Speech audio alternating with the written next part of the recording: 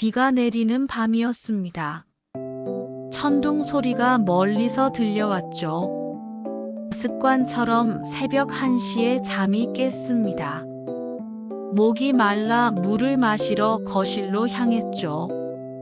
복도를 따라 걸어 부엌 문턱에 섰을 때 거실 소파 쪽에서 희미하게 불빛이 새어나오는 걸 봤습니다. 처조카 윤서였습니다.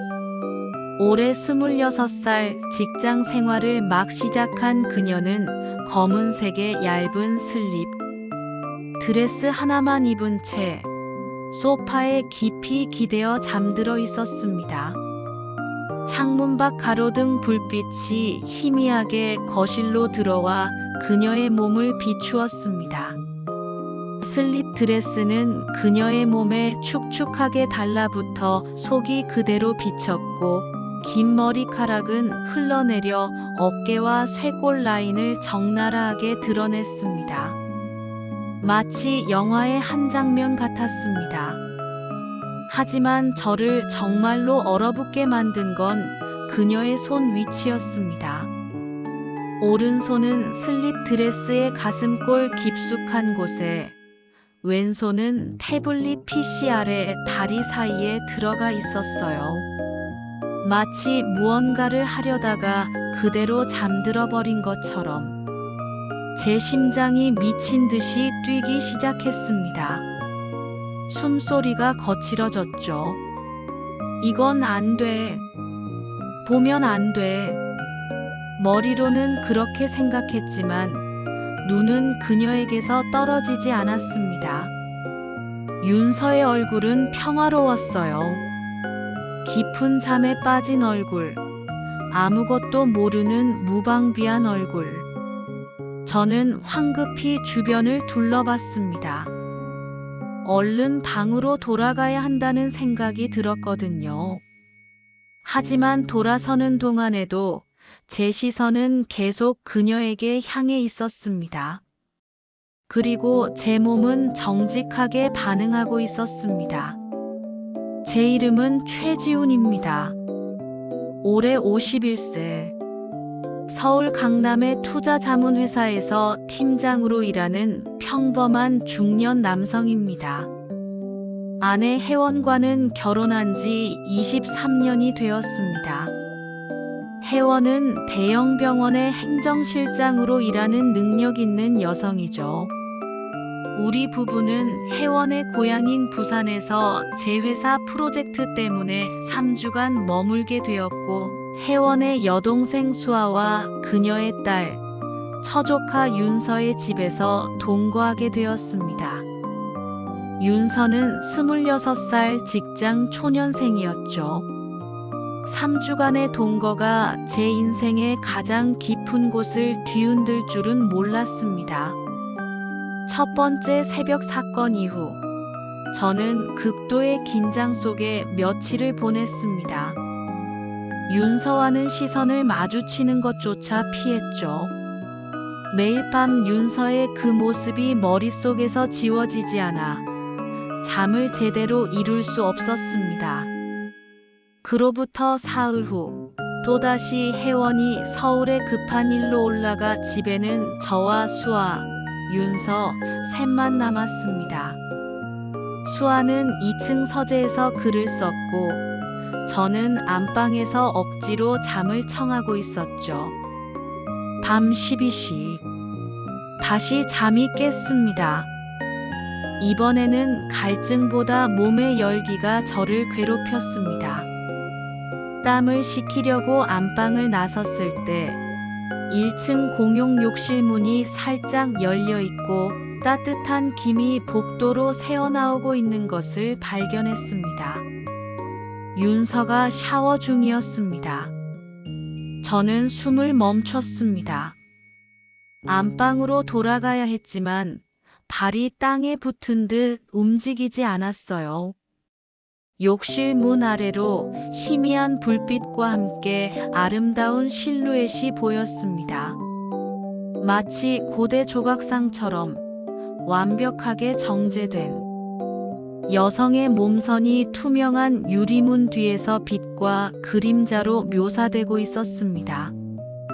물줄기가 그녀의 긴 머리를 타고 흘러내려 어깨와 등을 따라 떨어지는 모습. 저는 그 적나라하고 아름다운 그림에 완전히 압도당했습니다. 제 심장은 다시 광란하듯 뛰었습니다. 이건 정말 미친 짓이야. 저는 거의 숨도 쉬지 못한 채 그 자리에 5분 이상 서 있었을 겁니다. 이성의 끈이 팽팽하게 당겨지는 것을 느꼈지만 이미 손 쓸 수 없는 상태였습니다. 갑자기 샤워 소리가 멈췄습니다. 윤서가 샤워를 마쳤다는 신호였죠. 저는 거의 도망치듯 안방으로 돌아와 침대에 몸을 숨겼습니다. 잠시 후 윤서가 젖은 머리를 수건으로 감싼 채 복도를 지나 2층으로 올라가는 소리가 들렸습니다. 그리고 저는 다시 혼자만의 고통 속에 빠져들어야 했습니다. 다음 날 저녁, 혜원과 수아는 모두 부재 중이었습니다.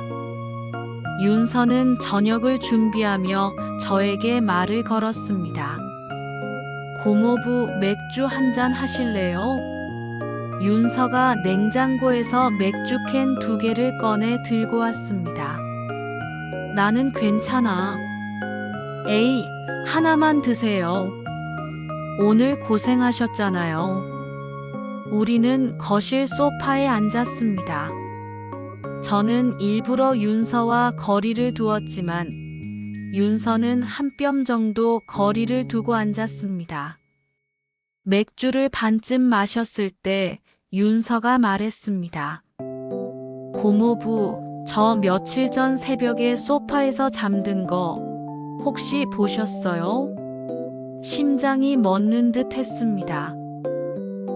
무슨 말이야? 소파에서 자고 있던 거요. 고모부 봤죠? 그리고 욕실 앞에서도 저 보셨잖아요. 어젯밤에요. 저는 할 말을 잃었습니다. 윤서가 모두 알고 있었던 거예요. 고모부 괜찮아요. 고모부도 남자잖아요. 당연한 거죠. 윤서가 제 손을 살짝 잡았습니다. 그녀의 손은 뜨거웠습니다. 사실 저 그날 새벽에 깼었어요. 고모부가 저보고 계시는 거 알았어요. 욕실 앞에서도 일부러 그랬어요. 저는 충격에 사로잡혀 아무 말도 할 수 없었습니다. 고모부는 몰랐겠죠. 저 사실 15년 전에 고모부 처음 봤을 때부터 첫사랑이었어요. 윤서가 눈물을 닦았습니다. 만나는 사람마다 고모부와 비교가 되는 거예요. 26살이 될 때까지 이 마음 혼자 숨기고 살았어요. 윤서야 고모부가 여기 오신다고 했을 때 마음이 흔들렸어요. 3주나 같이 있을 수 있다니. 그래서 고모부를 시험했어요. 고모부도 저를 그냥 조카로만 안 보신다는 걸 알고 싶었어요. 윤서가 제 손을 꽉 잡았습니다. 3주만 주세요. 이모 없는 이 3주만 저한테 기회를 주세요. 윤서야 안 돼. 우리는 가족이야. 아니요. 저는 고모부를 가족으로 본 적 없어요. 한 번도. 윤서가 울기 시작했습니다. 15년의 감정이 터져나오는 소리였습니다. 고모부. 평생 이 마음 혼자 가지고 살기엔 너무 힘들어요. 한 번만이라도 고모부 품이 어떤지 알고 싶었어요. 저는 그녀를 밀어내야 했습니다. 하지만 윤서의 뜨거운 눈물과 간절한 고백은 저의 모든 이성을 마비시켰습니다. 윤서가 제 가슴에 얼굴을 묻었습니다. 고모부 안아주세요. 제 팔이 움직였습니다. 스스로 통제할 수 없었어요. 윤서를 꽉 안았습니다. 그녀의 따뜻한 온기와 비누 향이 저를 완전히 집어삼켰습니다. 윤서야 오빠. 처음으로 고모부가 아닌 이름을 불러주는 윤서의 목소리가 귓가에 울렸습니다. 오빠 좋아해요. 그 순간 저는 무너졌습니다. 쌓아왔던 모든 이성의 벽이, 지켜야 할 모든 선이 한순간에 무너져 내렸어요. 윤서의 입술이 제 입술에 닿았습니다. 부드럽고 뜨겁고 절실했습니다. 저도 응답했습니다. 그 순간부터 모든 것이 흐릿해졌습니다. 시간이 멈춘 것 같았습니다. 오빠 좋아요. 윤서의 속삭임이 들렸습니다. 나도 윤서야. 저는 거짓말이 아님을 깨달았습니다. 언제부터인지 모르지만 저도 그녀를 사랑하고 있었던 거예요. 얼마나 시간이 흘렀는지 몰랐습니다. 어느새 우리는 안방 침대에 있었습니다. 달빛이 창문을 통해 들어왔어요. 그 빛에 비친 윤서의 얼굴은 말로 표현할 수 없을 만큼 아름다웠습니다. 오빠, 저 너무 떨려요. 나도 그래. 우리는 서로를 안았습니다. 그리고 마지막 선을 넘었습니다. 윤서의 떨림, 그녀의 숨소리, 귀가에 들리는 지훈 오빠라는 속삭임. 모든 것이 천천히, 조심스럽게, 그리고 애틋하게 흘러갔습니다. 15년을 기다려온 그녀의 간절함과 50대의 남자가 주체할 수 없었던 뜨거운 감정이 마침내 하나가 되는 순간이었습니다. 윤서가 울었어요. 기쁨과 슬픔이 뒤섞인 눈물이었습니다. 오빠 고마워요. 우리는 서로를 꼭 껴안았습니다. 그리고 밤은 깊어갔습니다. 새벽빛이 창문을 통해 들어올 때까지 우리는 서로의 품에서 벗어나지 못했어요. 눈을 떴습니다. 옆에 윤서가 누워 있었어요. 평화롭고 행복해 보이는 얼굴. 저는 그녀를 바라봤습니다. 아내에 대한 죄책감이 밀려왔지만 동시에 후회되지 않았습니다. 어젯밤은 제 인생에서 가장 뜨거운 밤이었으니까요. 오빠. 윤서가 잠결에 중얼거렸습니다. 여기 있어. 네, 나도 내가 너무 좋아. 처음으로 제대로 말했습니다. 윤서의 눈에서 눈물이 주르륵 흘렀어요. 저도요, 오빠. 저는 그날 회사에 휴가를 냈습니다. 윤서도 직장에 거짓말을 했죠. 오늘 하루만 오직 우리 둘만 존재하는 시간을 만들기로 했습니다. 우리는 하루 종일 침대에 있었습니다. 대화를 나누고 서로를 안고 그리고 또다시 선을 넘었어요. 이번엔 망설임도 없었습니다. 윤서는 제 품에서 말했습니다. 오빠, 이 한 달이 끝나면 우리 어떻게 되는 거예요? 지금은 생각하고 싶지 않아. 오늘만이라도 그냥 이렇게 있자.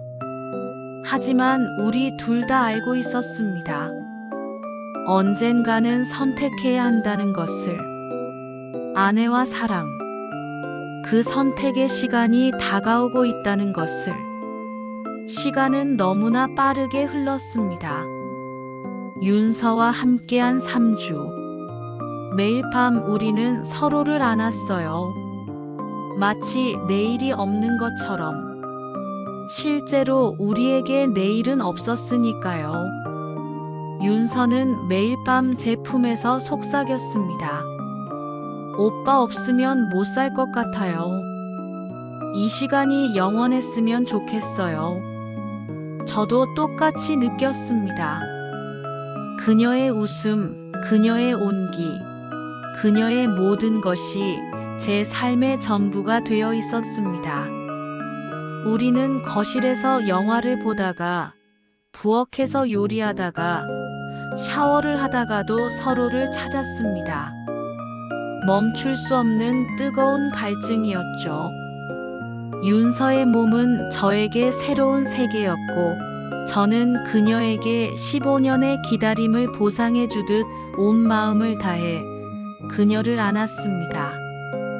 그녀는 나를 지훈 오빠라고 불렀고, 나는 그녀의 사랑스러운 윤서가 되었습니다. 그리고 마지막 날이 다가왔습니다. 오빠. 윤서가 제 품에서 눈을 떴습니다. 어젯밤 우리는 새벽까지 서로를 놓지 못했어요. 마지막 밤이었으니까. 오늘 가시는 거죠? 이모도 오고요. 혜원이 드디어 부산으로 온다고 했습니다. 윤서가 제 가슴에 얼굴을 묻었습니다. 싫어요. 오빠 보내기. 나도 저는 그녀의 머리카락을 쓰다듬었습니다. 정말 끝인 거예요. 우리 오빠. 윤서가 고개를 들어 저를 봤습니다. 말씀 안 하셔도 돼요. 그녀는 눈물을 닦으며 미소 지었습니다. 이 3주 동안 저는 세상에서 가장 행복한 여자였어요. 우리는 마지막 아침을 침대에서 보냈습니다. 일어나기가 싫었어요. 일어나면 정말 끝이니까. 짐을 차에 실었어요. 윤서도 나와서 배웅해 줬습니다. 현관 앞에 혜원이 서 있었습니다. 고모부, 그동안 고마웠어요. 윤서가 일반적인 악수를 청했습니다. 혜원이 보는 앞에서. 하지만 그 악수는 일반적인 악수가 아니었어요. 윤서의 손이 제 손을 아주 꽉 쥐었습니다. 오빠 사랑해요. 조용하고 빠르게 속삭였습니다. 윤서야 나도. 저도 똑같이 속삭였습니다. 마지막 작별이었습니다. 혜원이 윤서를 안았습니다. 윤서야, 3주 동안 형부 돌봐줘서 정말 고마워. 아니에요, 이모. 저야말로 좋았어요. 차에 탔습니다. 시동을 걸었어요. 베갯 뒤로 윤서가 보였습니다. 손을 흔들고 있는 윤서. 울고 있었어요. 차가 출발했습니다. 점점 멀어지는 윤서. 점점 작아지는 그녀의 모습. 그리고 마침내 보이지 않게 되었습니다. 고속도로에 진입했고 윤서도 멀어졌습니다. 서울로 돌아온 후 일상은 제자리를 찾은 척했습니다. 겉으로는 평범한 중년 남자였지만 마음 한편에는 항상 윤서가 있었습니다. 밤마다 그녀를 떠올렸어요. 그녀의 웃음, 그녀의 온기, 그녀의 모든 것. 혜원은 눈치채지 못했습니다. 아니, 눈치채지 못한 척 한 건지도 몰라요. 어쩌면 윤서와의 3주는 우리의 삶에서 영원히 지워지지 않을 것입니다.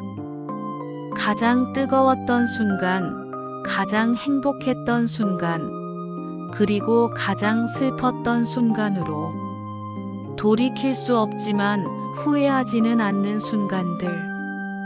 오늘 이야기가 좋으셨다면 구독과 좋아요, 알림 설정 꼭 부탁드립니다. 여러분의 작은 관심이 저에게는 정말 큰 힘이 됩니다. 감사합니다.